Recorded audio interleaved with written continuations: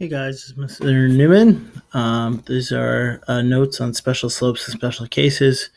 This is what we started to do on Tuesday. You have a homework that's based on it. So as soon as we're done with this, you can actually get right back to your homework, work together on it. Many of you will probably finish today in class. So we're going to talk a little bit about special slopes and special cases. Important background information. So these three pieces of information are going to be really important for what we're going to be doing today. So again, not to kind of keep hitting it, but we're hitting it again.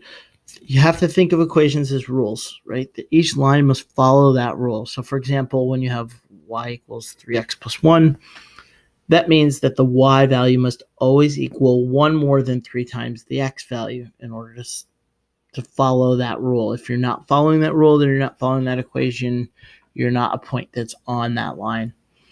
A line is basically a graphical representation of all the points x, y that satisfy the equation and make it true. In other words, they satisfy that rule from above.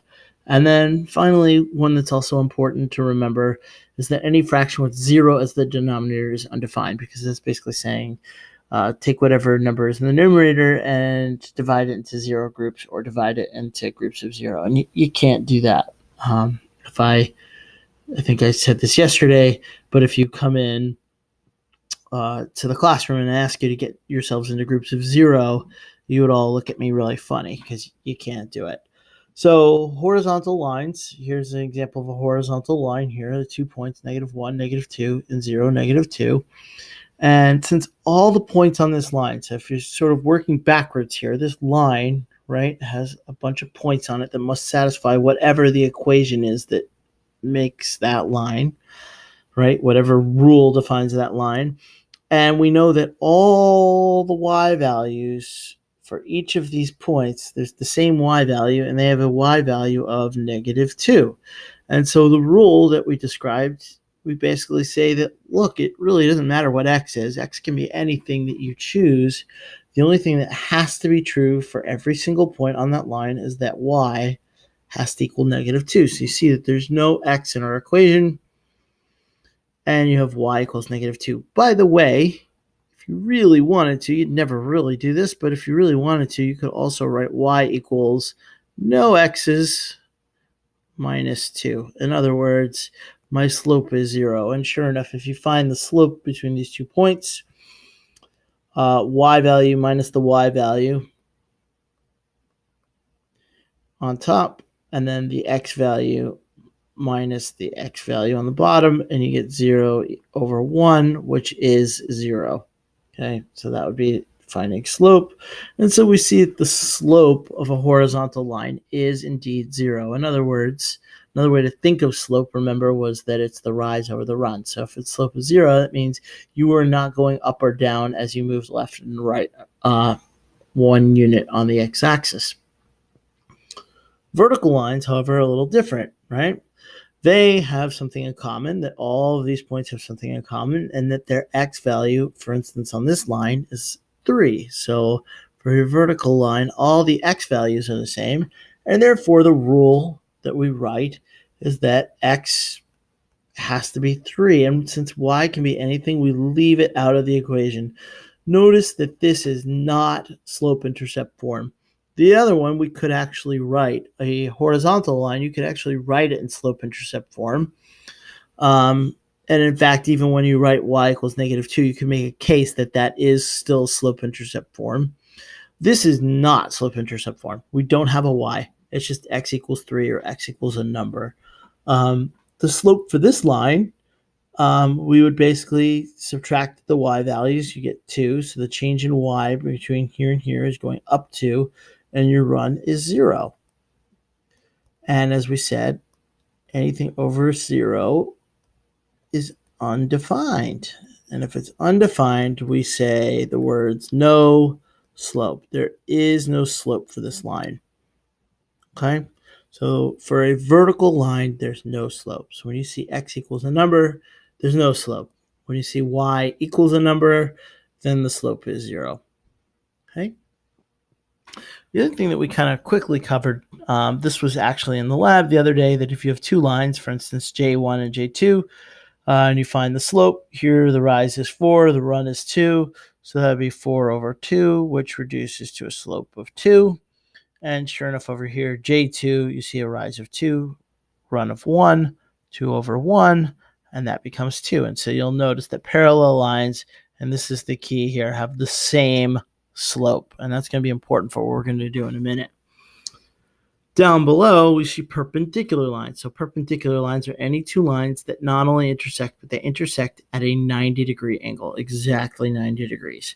And it turns out that in this case, the slope of the orange line here is 3, and the slope of the blue line is negative 1/3. And we actually saw this rule yesterday that any two lines that are perpendicular, their slopes are going to be negative reciprocals of one another. Even if you thought of it as my original line is negative 1/3, the negative of that, in other words, the opposite. I want you to think when you see negative, remember, I want you to say the word opposite in your head.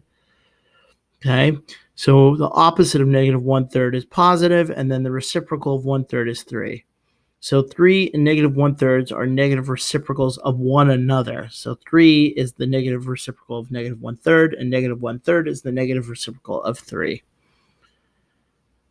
So how do we now use that? So basically, here's some example problems. I'm going to do them, and then I'm going to have Edpuzzle actually stop, and you're going to try and solve it and take a guess and see how you do on it, okay? So why don't you try the first one now? Okay, so now that you've tried the first one, right, the equation says write an equation for a line that is parallel to y equals 2/3 x plus 12 that has a y-intercept of 7. So I'm thinking about this problem and saying, what are they really telling me? What they're really telling me is they are actually giving me the slope. They are telling me that it's parallel to that line. That essentially tells me indirectly that my slope has to be 2/3. And they are also telling me that my y-intercept is 7. So this is one of those easy ones where we know the slope, we know the y-intercept, and we just plug in as such. All right, try number 2. Okay, so now that you've tried number 2, you write an equation for a line that is now, and the difference here is perpendicular to 2/3 x plus 12, has a y-intercept of 7. So this is almost the same problem. The only difference now is they are still giving you slope, but the difference is your slope is going to change. It is going to be the negative reciprocal. So I take 2/3, I flip it to 3/2, and I do the opposite sign, negative 3/2. So that will be perpendicular, and my y-intercept is still 7 because they said that it's 7. And so I get this as my equation. Okay.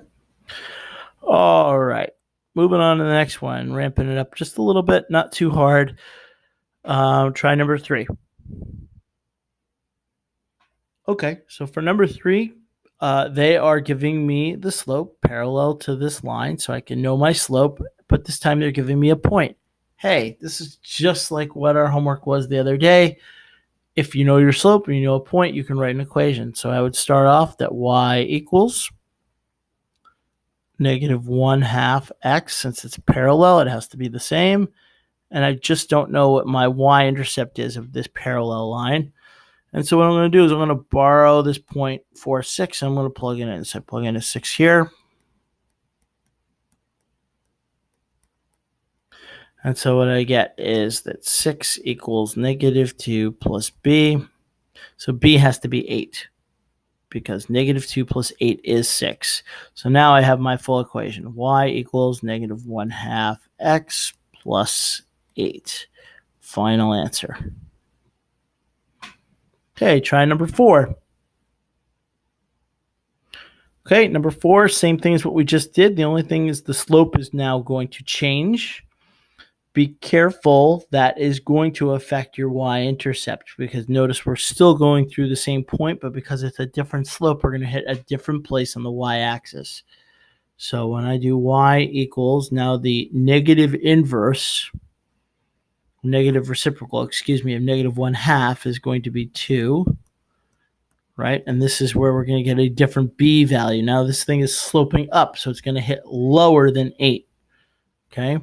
So when I plug in -6 and I plug in 4, I can now calculate b. I would get 8 here, so I get -6 equals 8 plus b.